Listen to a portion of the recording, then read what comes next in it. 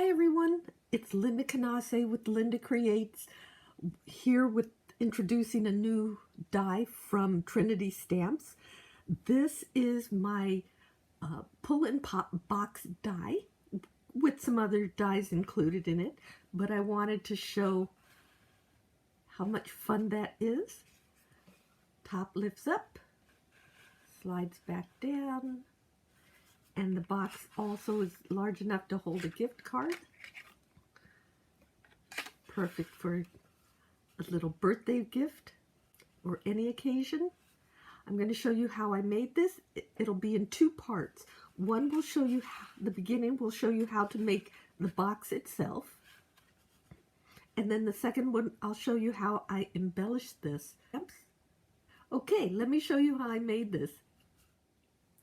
So the first part of this two-part video, I am going to be showing you how to make the pull and pop box. And it looks a lot more complex than it is. Very simple. The largest piece, you want to cut one piece out of cardstock, and this will be the drawer part, the part that pulls out. Okay. Then you have this long skinny piece, which will be the wrap, which would be the part holding the box in there. Don't know why my voice is going funny. Then you have this long skinny piece, which is the pulling mechanism. You have the rectangle, which is the part that will come up. And then you have these smaller pieces, long skinny pieces. These are the pieces that will embellish the sides. So let me go ahead and start assembling. So I'm going to set this piece aside because that will be part of the embellishing part. So I'm going to start with the base. Really simple. You want to do mountain folds everywhere.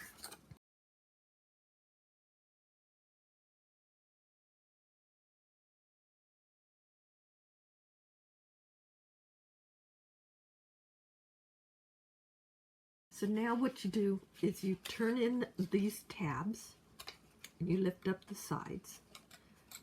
You want to come up and over with the shorter sides.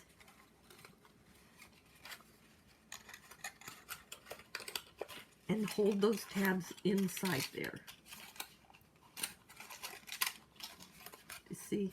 So the tabs are now hidden behind the short sides. Same thing with the front.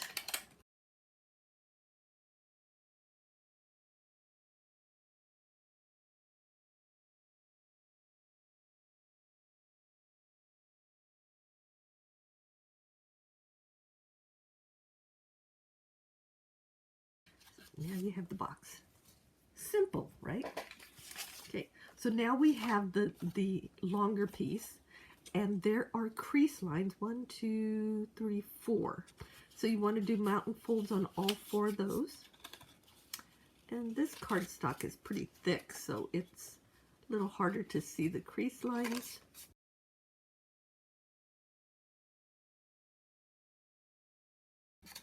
So now what we're going to do is, this is why you want to have the box first, is because you want to make sure this fits nice and snug.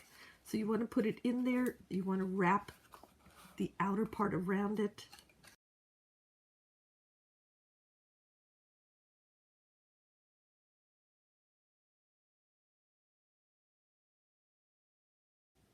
So now what we're going to do is take the little mechanism piece, and there are 1, 2, 3 crease lines.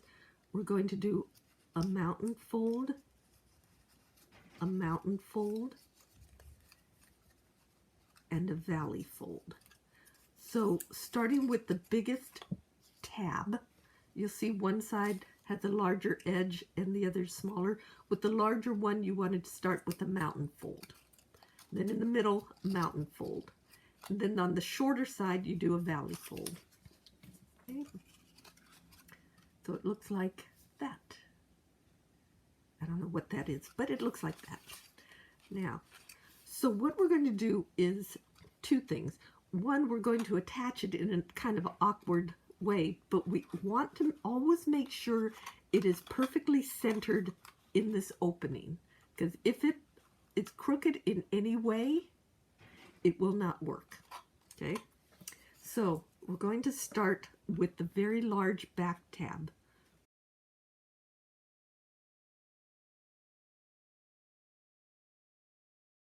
So now we're going to attach it to the back of the box. Okay, back there, the inside back of the box. But we want to attach it while the box is inside the wrapper, because we want to make sure it is centered perfectly in that opening. You see? Okay, you can actually, once you make sure it's centered, push it through and press it down this way. Once you have that attached, you now have this little lip here. Let me come in a little bit closer. This way. Okay, so you have this little lip that we folded. Now, that is going to attach to the underside of here, of the wrap. And it's a little awkward because you have to do it while the box is inside, and you have kind of a weird little way to grab it. But again, this is all to make sure it stays centered with the opening. And the thing is, you want, it's a little bit, okay, that lip on the mechanism is a little bit longer than the opening or the width of the lid. You want to make sure it's flush on this side. So I'm going to let that dry a little bit, but you can see it's starting to come together when you close it. And you open it. We're going to embellish it on the next step, but what I want to do is show you how to make the box completely. So I'm going to show you these side pieces.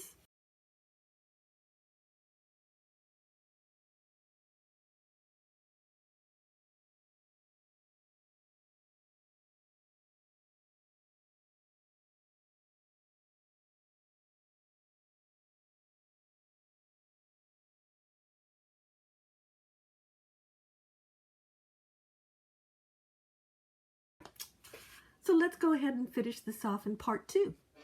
So part 2 of this project is from the pegboard shelfie die set for Trinity Stamps.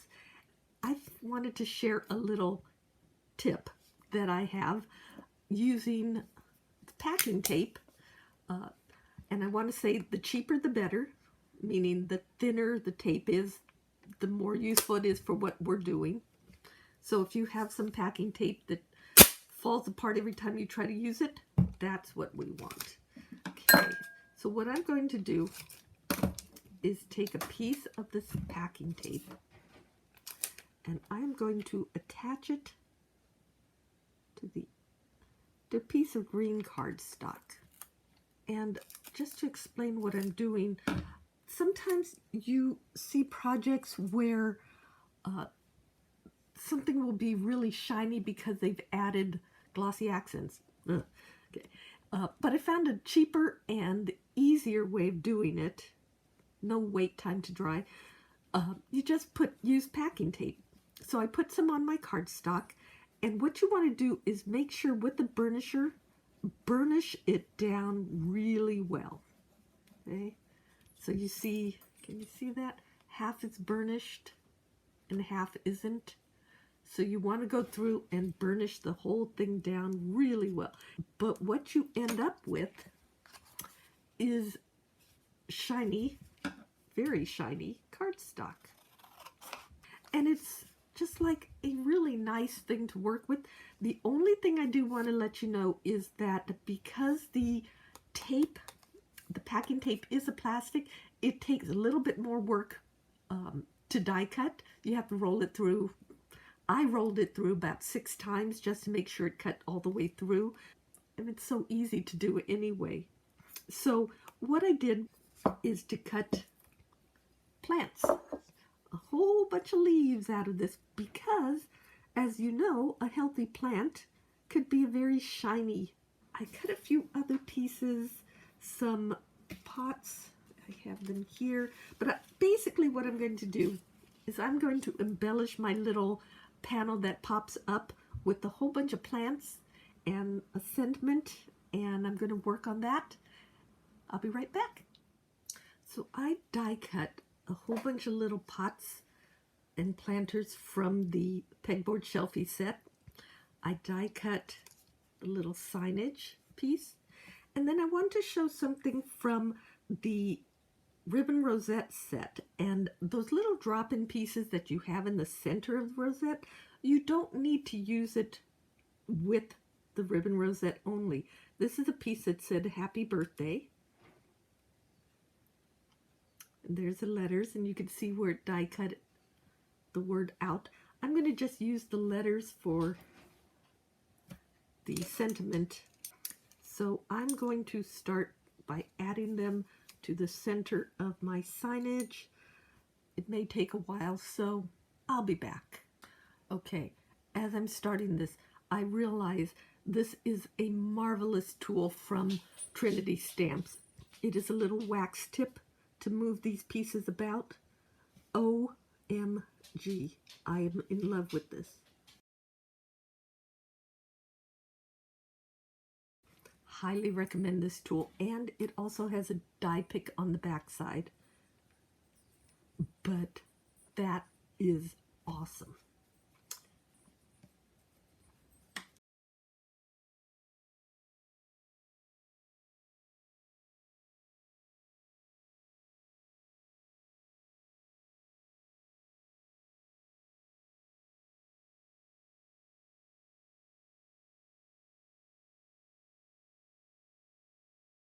That was not for the faint of heart. It was way more difficult than I thought it would be, but it got the job done. So now I'm going to take that and attach it to my wall hanger. Happy birthday sign that's going to be on this. And then I'm going to have a whole bunch of pots around with plants in them.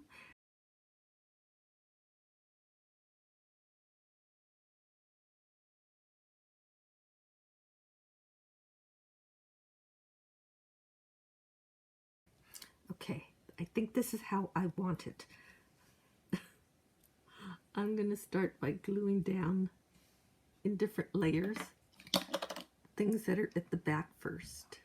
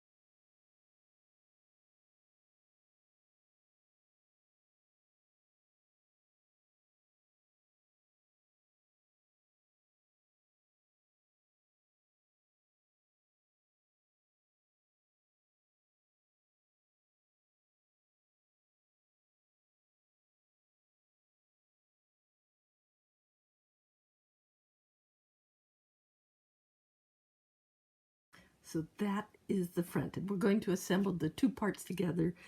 And so here we have the two pieces, and I'm going to show how we're going to combine them. Again, as I explained, we're going to attach it to this front panel, the longer panel. So when you pull it out, you can see it's a longer panel. But again, you want to leave what you see as a little light strip down there. That needs to stay without any adhesive. So we're just going to put it right along here. Okay. And then we're going to attach this. Now, what you could do is pull it out a little bit, and I'm going to do it right in the middle. Leave a little gap at the bottom. You want to place it centered. And again, this is a good time to use liquid adhesive so you could have a little time to smush it about. But you can see where I attached it there. And there's still a little gap at the bottom there, and it's centered left to right. And when it lays down flat, that's the thing, you want it to be flat on the top. I'm going to have to adjust this a little bit. Went a little high. So again, okay. So when you pull it out, you could press it from the back and make sure it's holding really well. So I'm pressing back here. So there we have our pull-in pop box. And this one I used the pegboard shelfie for the plants and the little signage there, just to make it. And then the ribbon rosette, happy birthday, came from there. And there's the box. And again, like I said, you could throw in a gift card, really nice, or a little gift itself. So I hope you enjoyed that. Thank you so much for watching. This is LyndaCreates from LyndaCreates. That's L-Y-N-D-A, LyndaCreates.com, showing my pull-in pop box from Trinity Stamps. I hope you enjoyed that. Please like and subscribe to my channel, and visit LyndaCreates.com and Trinity Stamps for more inspiration. Bye!